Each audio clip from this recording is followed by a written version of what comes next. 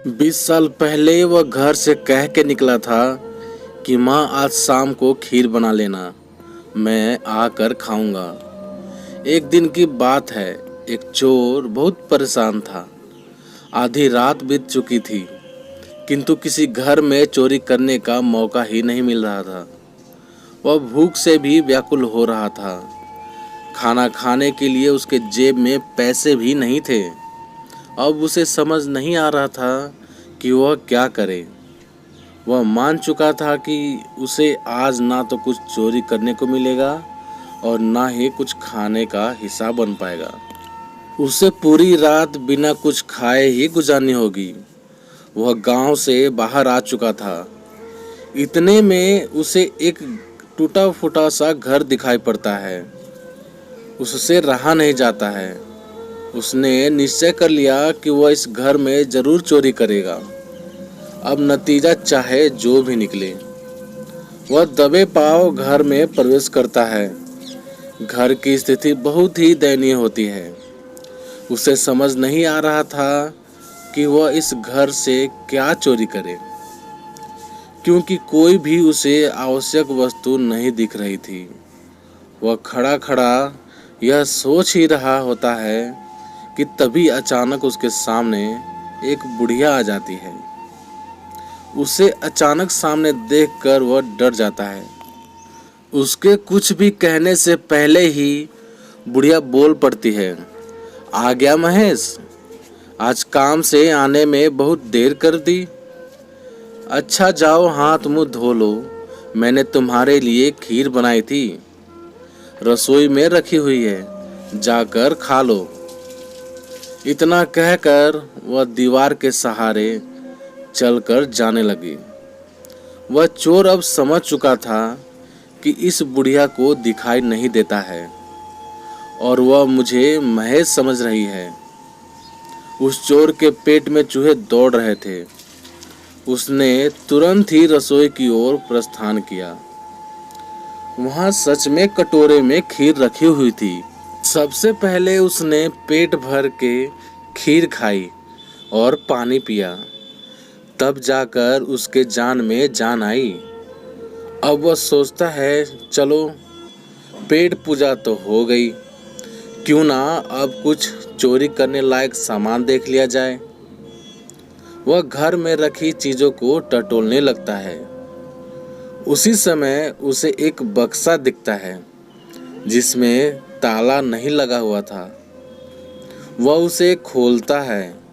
उसमें एक पुरानी सी फोटो रखी हुई थी और साथ में किसी बड़े लड़के के पुराने कपड़े भी रखे हुए थे। वह समझ जाता है कि हो न हो यह महेश के ही कपड़े हैं। वह पूरे बक्से को छान डालता है, किंतु उसे चोरी करने लायक कोई भी सामान नहीं दिखता है। इतने में अंदर से एक आवाज आती है जो कि उसी बुढ़िया की होती है। वह कहती है कि बेटा, शायद तुम अपनी अंगूठी ढूंढ रहे हो। चोर के कुछ भी हाँ या ना कहने से पहले ही वह बोल पड़ती है कि उसको मैंने ऊपर अलमारी में रख दी थी। चोर जब ऊपर अलमारी में देखता है तो उसे वह अंगूठी रखी दिख जाती है।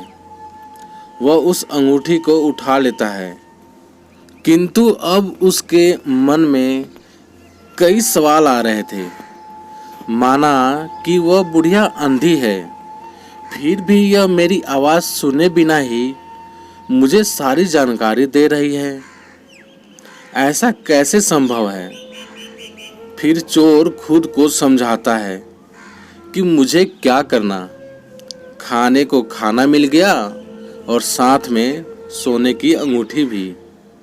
इसे बेचकर तो उसका 10-15 दिनों का खाना आराम से चल जाएगा।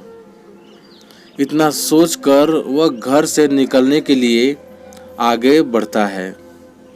वह घर से निकल ही रहा होता है कि इतने में उसी बुढ़िया की आवाज़ आती है कि कल भी आकर खीर खा जाना।